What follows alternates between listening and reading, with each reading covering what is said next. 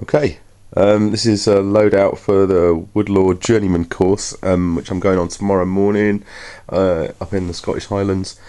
This is kind of based on other Woodlore courses or other courses that I've been on, and what I expect to encounter on this particular one. I'll just run through this as quickly as I can because I don't want this to be a ridiculously long thing. So we've got this is basically a fixed position course that you're going to be on, but probably between a couple of different sites and sort of survival training, that kind of thing. Okay, what we've got is 2 fire kits.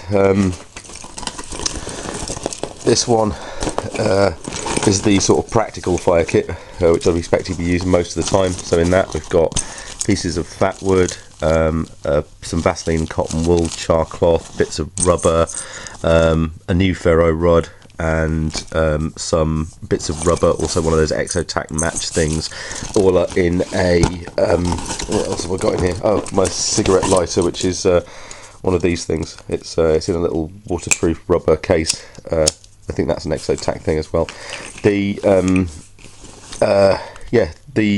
So that's just to keep it waterproof.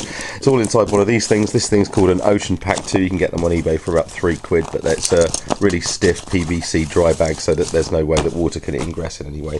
This one's a bit more of a traditional, I don't know, I mean I might possibly leave this one at home, but I like it. But, so what we've got is a Hudson's Bay tin with a magnifying glass just to protect the magnifying glass. You've got a piece of bark, more char cloth, and inside you've got a stone, a striker, and a slow match. Just a sort of standard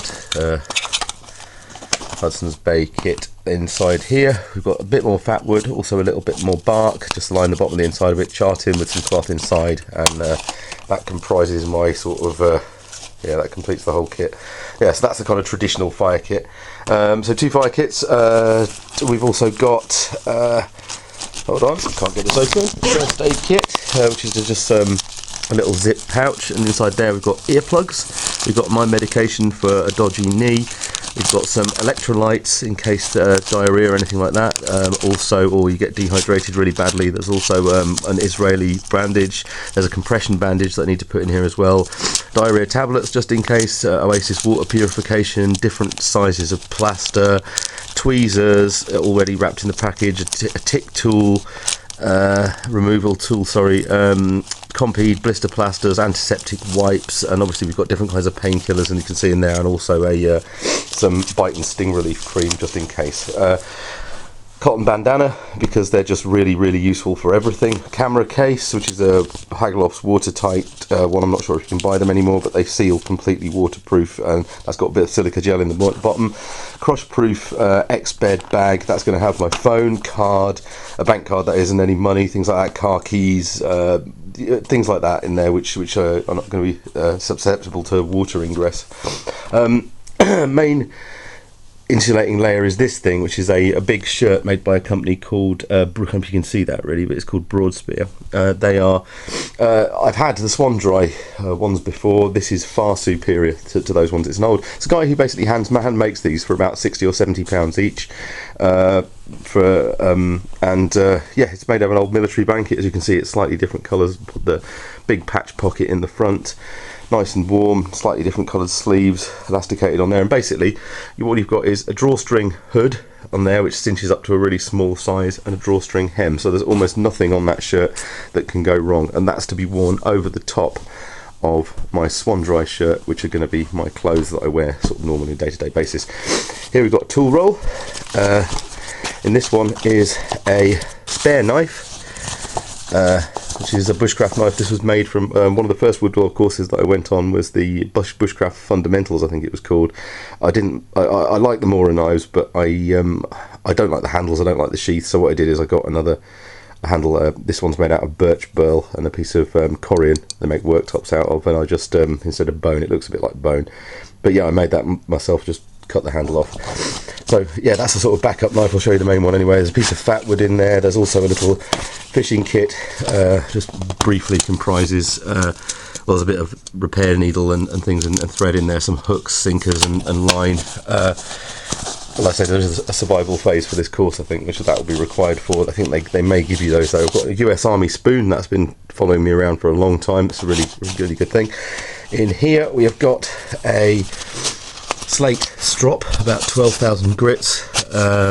It's probably a little bit heavy, I wouldn't carry that if I was backpacking. A Swiss Army knife, that's a sort of officer model from about 30, literally that could easily be 30 or 40 years old, I think.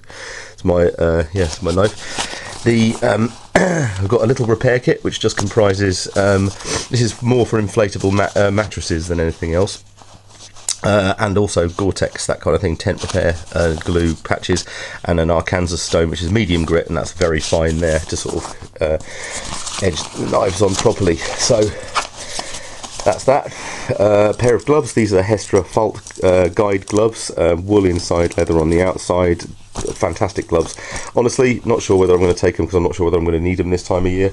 X-bed pillow for the bit of the course where you're actually going to be in a fixed camp and things like that. Again, maybe a little bit much if you're just carrying it, because very, very bulky things to carry, but and fairly heavy at 200 grams as well, but a really, really comfy thing.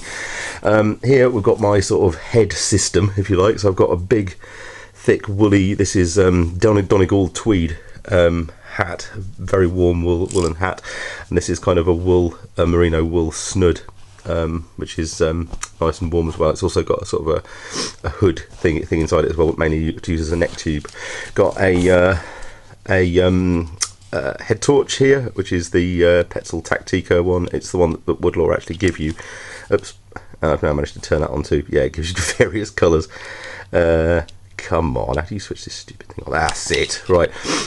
Yeah, so the head torch, I forgot to mention as well, there's batteries in the crush-proof case there for that as well. There's also batteries for this camera in there and some silica gel as well. There's fairly standard sort of issue 58 pattern cup and bottle. There's my spectacles in there, just prescription glasses. Wash kit is what's here. We've got a there we go. Yeah, what I've noticed about other courses like this that I've been on, they do have bog roll, and you know, that's fine. It's in like a little tin which sits under a tree somewhere. I decided I was going to bring my own because why not? And I've also got a towel in here. I've got a bandana to use as a flannel. I've got this weird stuff, I don't know whether it'll work, we'll have to see, but it's what do they call it? Pro Balm. Yeah, I've had to go with it. It's nice. It smells a bit like beeswax. That's just for sort of dry skin, that kind of thing. I've got toothbrush, toothpaste, and a thing of hand sanitizer. Also, biodegradable camp soap, and all important for the Highlands is something along those lines. This is Ultrathon 3M, which is a good insect repellent. 10 metres of paracord is something that they insist on you bringing on any of these courses. That is an excellent tarp. It's the one that Woodlore sell. I didn't buy mine from there, but it's got their guideline set on it. It's it's the 9 foot by 6 foot ish Australian Army hoochie. It's really, really good tarp. Spare clothes in there. That includes a pair of, if I can get that open, it's just a packing cube, one of these silk packing cubes, and inside that we've got a pair of swimming shorts, because there is a sort of survival swimming phase thing, I think, that I was expected to go on.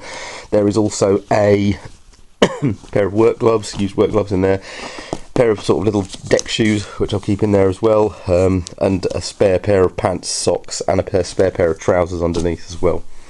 That's my tent. My main shelter is a Hilberg Acto tent. I've had this one for 11 years. It is fantastic. They're ridiculously expensive, but they are very, very good. Very, very good tents.